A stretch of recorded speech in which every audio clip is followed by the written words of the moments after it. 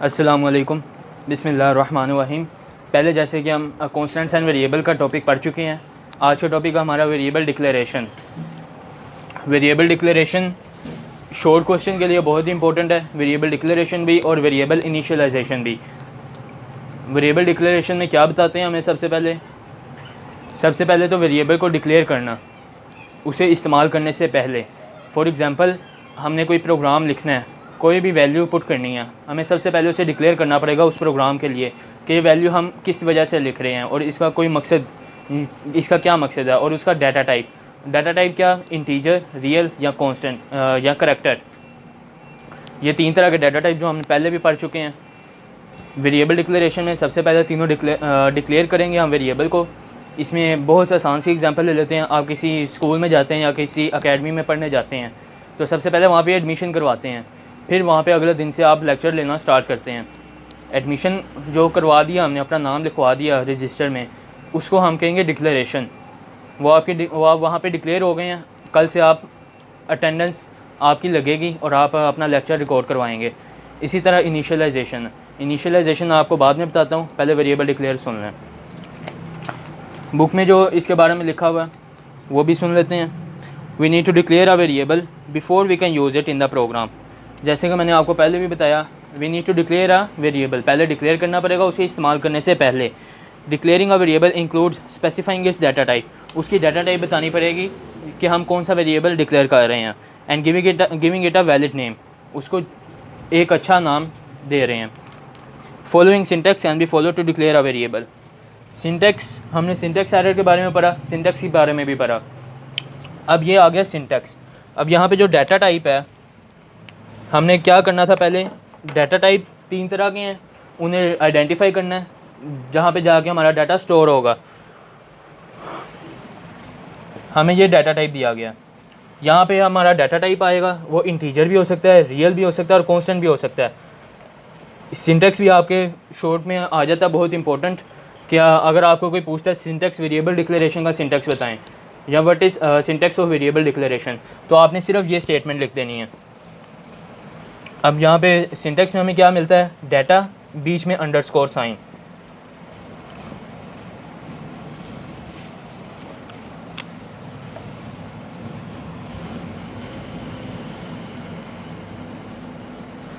Data underscore sign, फिर type. ये आ जाएगी हमारी डाटा टाइप, वो इंटीजर होगी, रियल होगी या फिर करैक्टर डाटा टाइप होगी। एंड देन वेरिएबल नेम जो भी हम उसे नाम देंगे, वेरिएबल अंडरस्कोर देन नेम। और सिंटेक्स में मोस्ट इंपॉर्टेंट चीज़, जिससे कि बहुत दफ़ा सिंटेक्स एरर आ जाता है प्रोग्राम में, एंड पे सेमीकोलन सिंबल। एंड पे आपने सेमीकोलन ज़रूर लगाना है, नहीं तो सिंटेक्स एरर आएगा।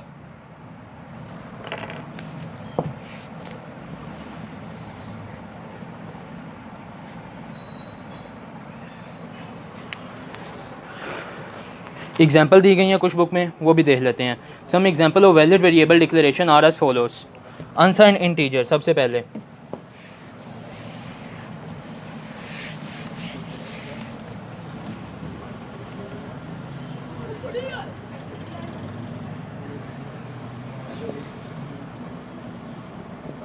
अनसाइंड इंटीजर, आगे एज एंड देन सेमीकोलन। अब यहाँ पे जो अनसाइंड है इंटीजर, ये हमारा डाटा टाइप जो कि हमने पढ़ा था, integer, signed and unsigned. Unsigned जो होता है वो सिर्फ पॉजिटिव वैल्यू देता है। एज, आगे जो हमारा वैलिड नेम है, एज क्या होगा? वो होगा हमारा वैलिड नेम। और क्योंकि अनसाइंड आ गया, एज हमेशा क्या होती है? बढ़ती है, कभी माइनस में नहीं जाती, इसीलिए यहाँ पे हमने अनसाइंड इंटीजर यूज़ किया। अगर हम सिर्फ इंटीजर यूज़ करते तो वो सीधा ही डिक्लेयर हो जाता साइंड इंटीजर में। हमने पहले पढ़ा इंटीजर में, साइंड इंटीजर में by default type integer is considered as single signed integer, इसीलिए हमने यहाँ पे अनसाइंड लिखा है, क्योंकि एज हमारी हमेशा जाती है पॉजिटिव में। यही थी इसकी data type and variable name. Next example देख लेते हैं, फ्लोट हाइट।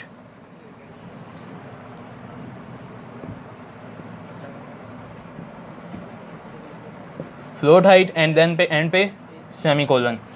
फ्लोट, यहाँ पे फ्लोट आ गया जो कि रियल है, रियल कांस्टेंट में आ जाते हैं। रियल वेरिएबल्स में आ जाते हैं जिनमें डेसिमल पॉइंट आता है। हाइट वेरिएबल नेम हमारा, हाइट हमेशा पॉइंट्स में आती है। अब 6 फीट भी हो सकती है, 5 फीट भी हो सकती है, देन आगे पॉइंट भी आ जाते हैं अक्सर, जो कि हम कुछ भी लिख सकते हैं। नेक्स्ट वेरिएबल जो हमें बुक में दिया गया है इंटीजर सैलरी, इंटीजर सैलरी का दिया गया है। इंटीजर अगर आ गया तो वो दोनों हो सकते हैं, साइन भी और अनसाइन भी।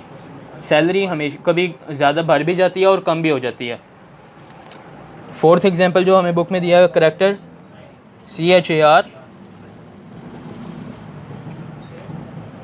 Marital status.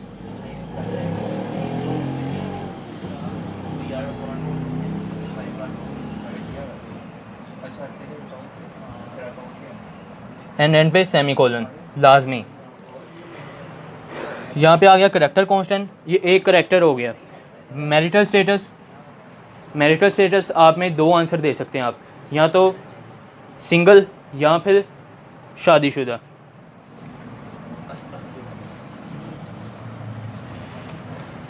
करैक्टर में एक चीज़ समझने की ये है कि इसमें ज़्यादातर दो ऑप्शन होंगे, येस और नो, एक किस्म की। अगर करैक्टर में मैं आगे भी बुक में एग्जांपल दी गई हैं वो भी देख लें। जेंडर, फॉर एग्जांपल जेंडर में आप यहाँ दो ऑप्शन होती हैं आपके पास, फीमेल या mail.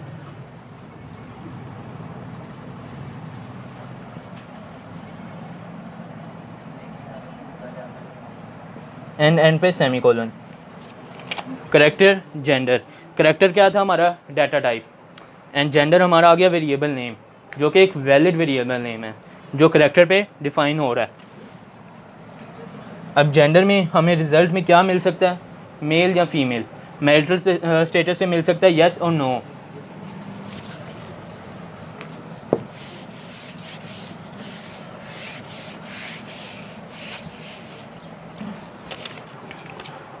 Multiple variables of same data type में ऑल्सो भी declared in a single statement.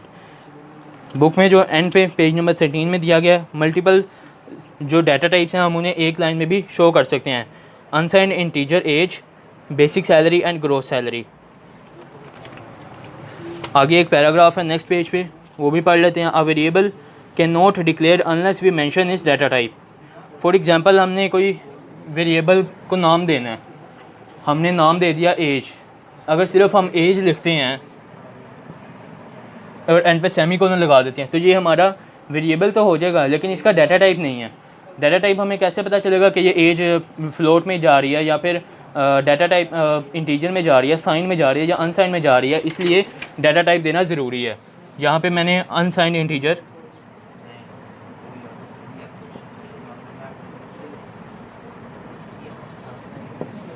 Unsigned integer age. अब हमें पता चल गया कि ये अनसाइंड इंटीजर है और एज में जा रही है। अनसाइंड है तो ऑलवेज पॉजिटिव होगा। आफ्टर डिक्लेयरिंग अ वेरिएबल इस data type can not be changed. अब मैंने ये एज जो कि वेरिएबल था इसे डिक्लेयर कर दिया। इसको डिक्लेयर करने के बाद मैं इसको चेंज नहीं कर सकता, नो चेंज। जो वेरिएबल हम पहले डिक्लेयर कर चुके हैं उसे चेंज नहीं कर सकते। अगर उसे चेंज करेंगे तो सिंटैक्स एरर आ जाएगा हमारे प्रोग्राम में। Declaring a variable specifies the type of a variable, the range of values allowed by that variable.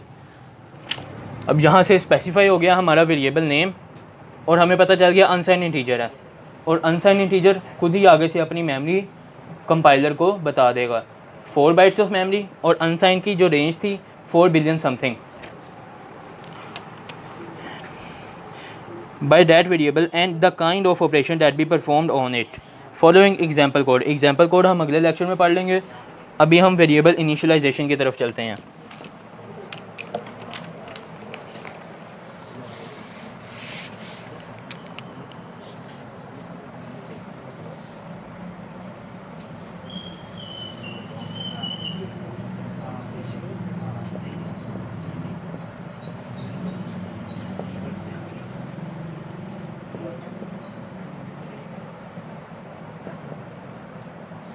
Variable initialisation 1.3.6 topic. Initialisation का क्या मतलब है, असाइनिंग अ वैल्यू या फिर given to the value. For example अब मेरा नाम है उस्मान, अगर आप मुझे चीज़ देंगे कोई, तो वो चीज़ मेरे पास आ जाएगी। तो आपने मुझे क्या की, एक चीज़ दी, वैसे ही हमने इसे एक चीज़ देनी है। वो चीज़ क्या होगी, वो इस कोई भी नाम हो सकता है, वो कोई भी मेमोरी हो सकती है। Assigning variable initialisation, assigning value to a variable for the first time is called variable initialisation.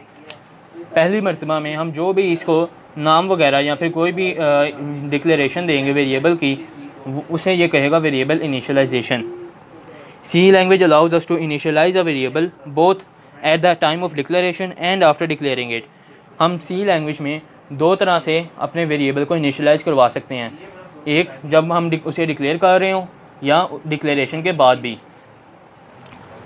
For initialising a variable at the time of declaration we use the following general structure. जो हमने syntax पढ़ा उसे हम general structure भी कहते हैं, जो कि वेरिएबल इनिशियलाइजेशन का जनरल स्ट्रक्चर कहलाता है। सिंटेक्स या general structure.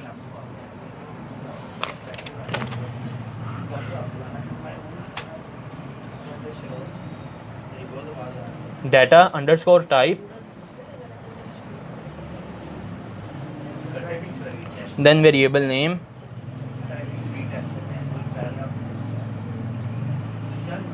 variable underscore and name।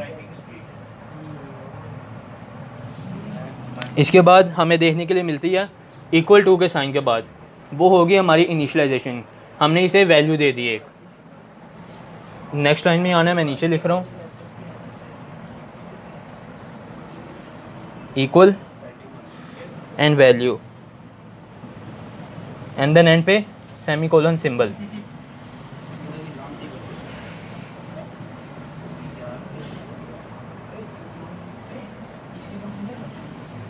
Data type, variable name, ये सिंटैक्स हमने देखने के लिए मिला वेरिएबल डिक्लेरेशन में। अब हम इसी टाइम में वेरिएबल को इनिशियलाइज भी करवा रहे हैं कि ये वेरिएबल किस लिए काम कर रहा है। इक्वल टू वैल्यू हमने वेरिएबल इनिशियलाइजेशन को डाल दिया एंड देन एंड पे सेमीकोलन सिंबल।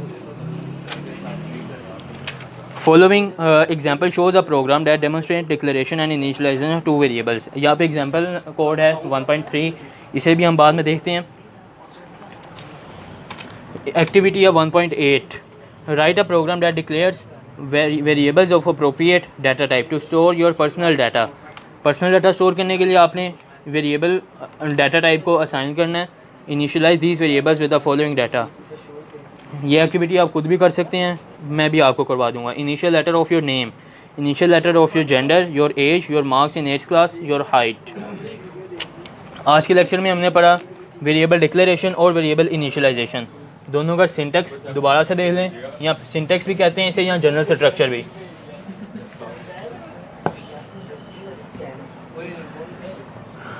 सबसे पहले वेरिएबल डिक्लेरेशन का सिंटेक्स,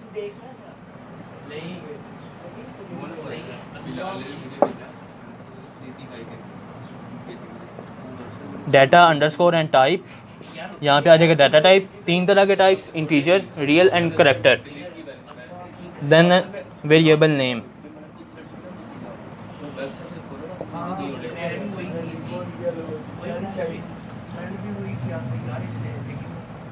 वेरिएबल नेम के दरमियान में अंडरस्कोर एंड देन एंड पे सेमीकोलन सिंबल। ये हो गया हमारा वेरिएबल डिक्लेरेशन का।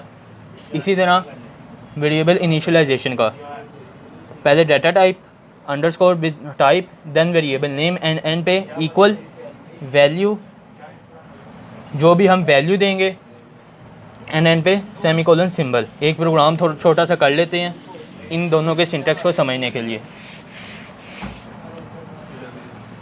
डाटा टाइप मैं बता देता हूँ, अनसाइंड इंटीजर।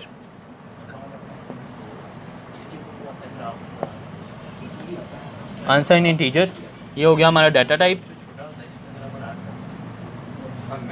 वेरिएबल नेम आगे देते हैं। वेरिएबल नेम हम कौन सा दे सकते हैं, unsigned integer age, for example age. यहाँ पे ये हमारा वेरिएबल डिक्लेरेशन कंप्लीट हुआ, लेकिन आगे